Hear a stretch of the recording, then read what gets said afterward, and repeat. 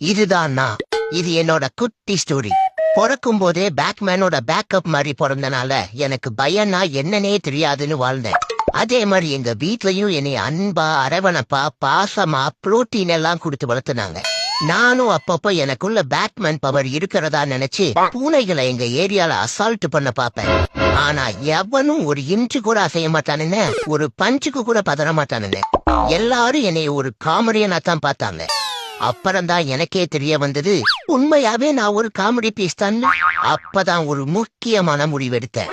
எங்க ஏரியால என்னைய பல தடவை அடியோ அடின்னு அடிச்சு துவைச்ச ஒரு பெண் பூனைய எப்படியோ மெஸ்மரைஸ் பண்ணி மேரேஜ் பண்ணேன். அது மூலமா என் வம்சாவளிய வீரமாக்கணும்னு பார்த்தேன். நான் நினைச்ச மாதிரியே குட்டிங்க மணிமணியா மானாவரியா பிறந்தாங்க.